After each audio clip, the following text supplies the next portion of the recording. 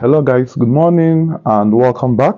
Alright, so in this video I want to briefly answer some questions I have been getting on the comment sections of my previous videos I made on my YouTube channel. Now here with you, my name remains Mr. Redefined Clothing, and in this video I am going to explain to you the formula for you to use in calculating the armhole, the neck and the crotch of your outfit.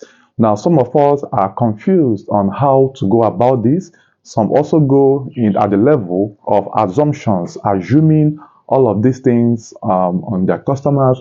But then I am here to let you know that there are some formulas or some approach we use for you to have a perfect calculation of your neckline, your armhole depth, and the crotch depth of your trousers, tops, respectively. Now, this video is going to be explicit, and I will try my best to explain it to the very best detail I have.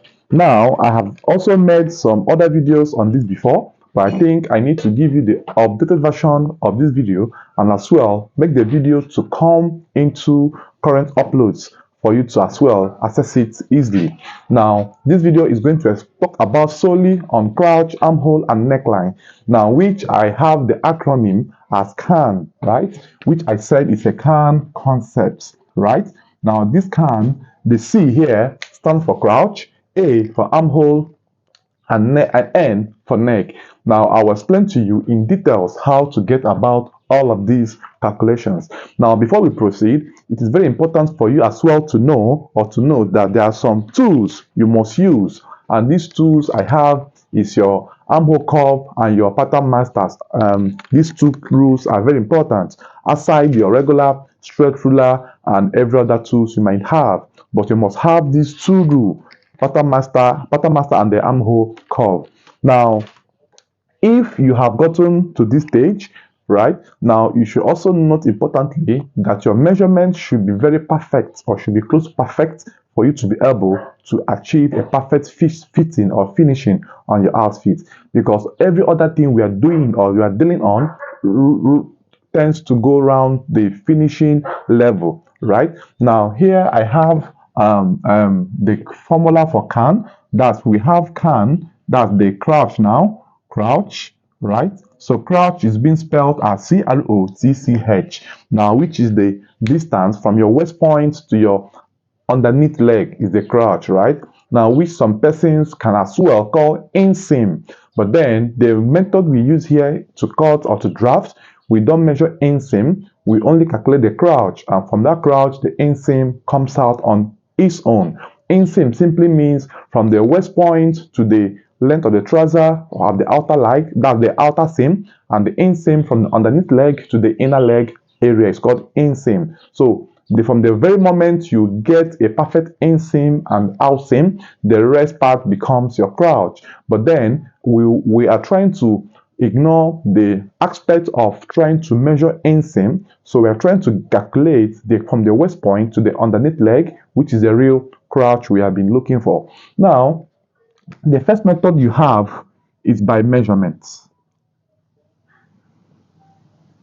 By measurement, right? So it is either you measure your customer from the waist point, you measure him to the crotch depth of his original trouser he's putting on, or the next method is upright sitting position. Right?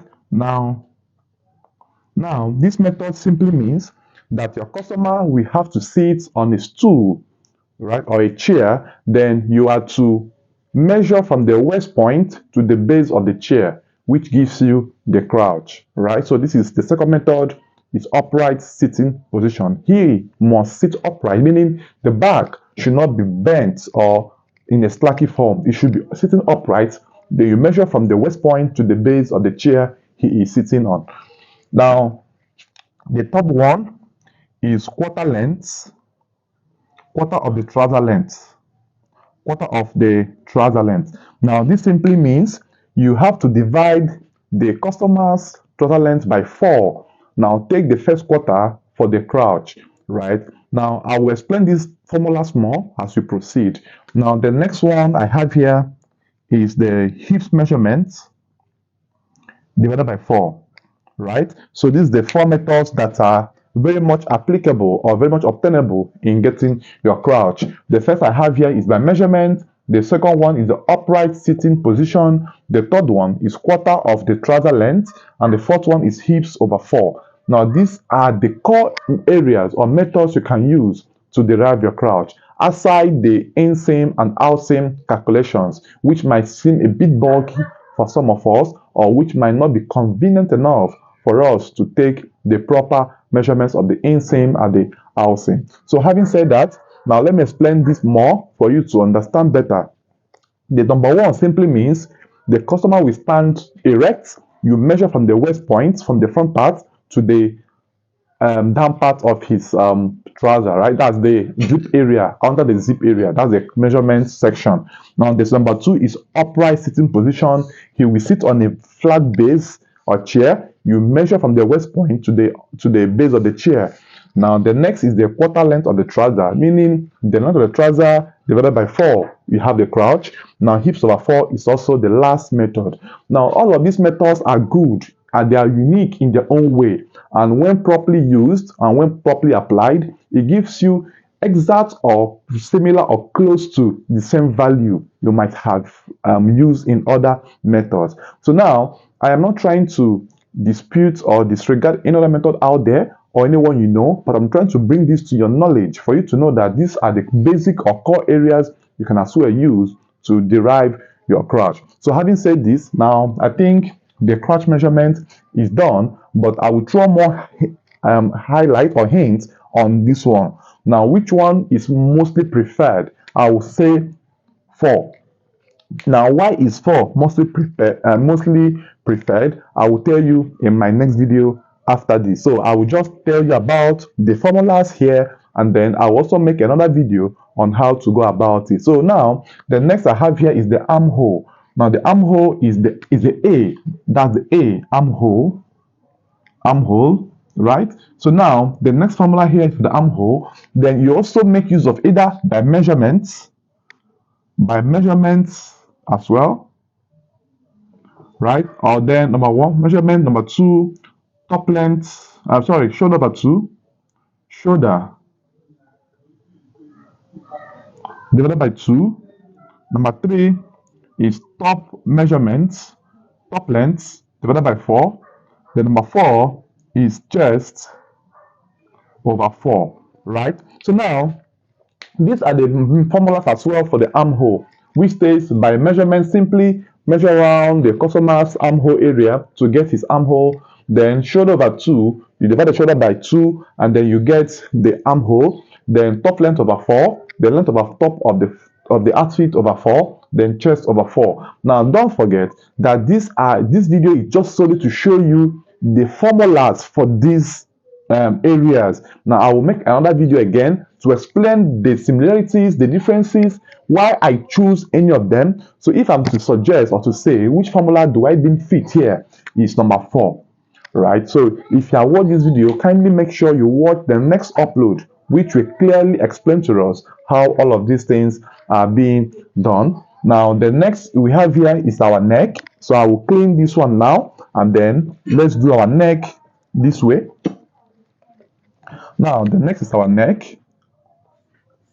Now for the neck, you have only but one formula, and which states the neck measurement divided by 6, right? Now ends is neck, right? Now the answer now, the question now is, how did the 6 come about? What brought the 6 here? Now this 6 is gotten from the formula 2 pi r. Now it's not as if you are going to be working with this formula. I'm trying to explain to you how this 6 came about, right? Now this formula is a formula for the circumference of a circle, which is in our normal standard mathematics textbooks, right? So now, having said that, now the next thing as well to know, if you break this down, this pi is a German symbol, which means 22/7. Now when you make r your SF, you have r equals to 2 times this. You have this over this is going to give us 3.142. Then 2 times this is going to give us 6.284, right? Now if you round it up to the next one number, you're going to have 6.3. then 3 is not to 5, you ignore it, so you have 6 left. So that's why it's by 6. Now, what does this mean? It means that whatever answer you get on your neck measurement, you have to divide it by 6. Now, whatever answer you get on your neck of your customer must be divided by 6, right? So now, the reason I'm trying to explain these formulas for you is for you to understand the formulas first. Now, the next I will do now is the video where I will explain the ones I use, where I will explain the similarities, where I will give some instances and some illustrations why you should use which one at which particular point in time, and why you should pick one above the other for a particular reason, right? So having watched this video, please kindly make sure you watch the next video that comes after this, where I will give a deeper illustration or explanations on all of these formulas. Thanks for watching. See you in my next video.